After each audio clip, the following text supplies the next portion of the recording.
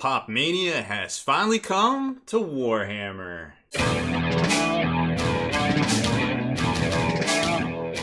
Spiky bits.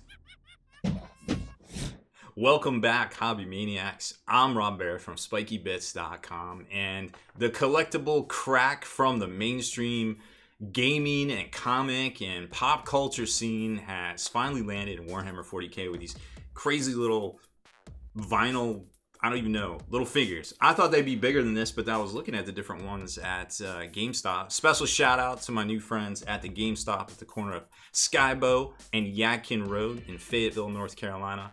Home of Fort Bragg, the 82nd Airborne and the United States Special Forces.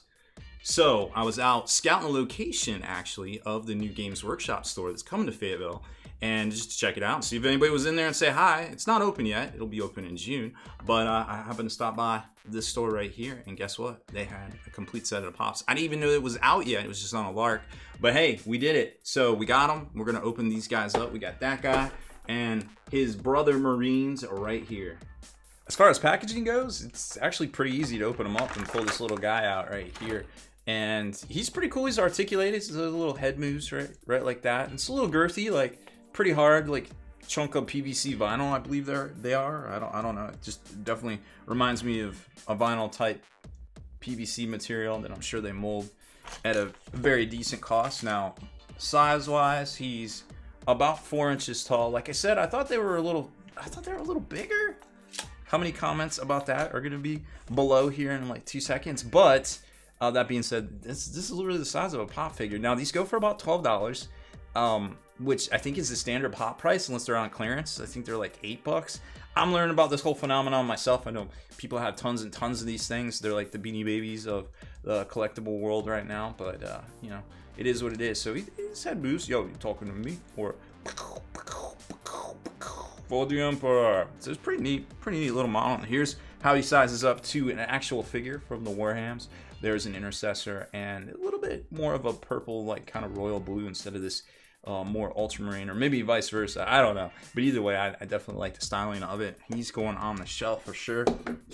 And next up is the Blood Angel with the jump pack. Now this guy's a little bit heavier because he's got the big old beaky head right there and his little Infernus pistol and the jump pack on the back, but not really articulated, not really much going on here with this one.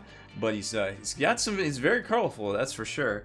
And then you've got another model here whose loyalty is perhaps in question. He says he's loyalist, but is he? I don't know.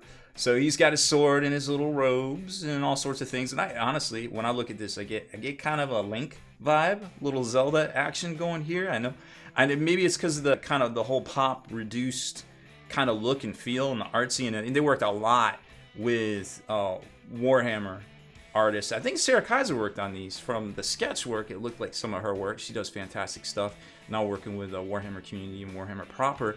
But these look great, like the styling and everything, obviously very true to the whole pop feel. So this one's kind of cool. He's got a big head. And last but not least is the Wolf brother with a little mohawk sort of thing, that beard that kind of goes up in there, and a Mike Tyson tattoo right there. So we'll call him the champ. He's the champ. He kind of reminds me of those old, remember those little trolls in the 90s with little gem bellies? Like, everybody collected those too before Beanie Babies were cool, I guess.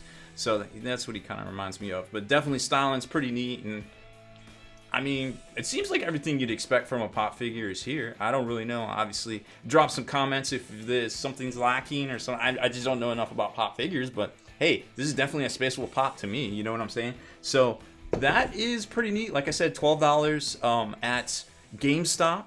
I don't know if Games Workshop stores are going to get them. I imagine they will. I imagine they'll put them out for solicitation through the normal channels out there. But if not, you know, and you want them right meow, maybe start calling around to your local game stores. Who knows how soon or how fast these things will hit the market in both the normal trade and then retail channels out there at all the different Barnes & Nobles and all the different places you can find these things right here. So short, sweet, to the point. That's it for this one, folks. Thanks for tuning in. I'm Baer from SpikyBits.com. Thank you very much for watching.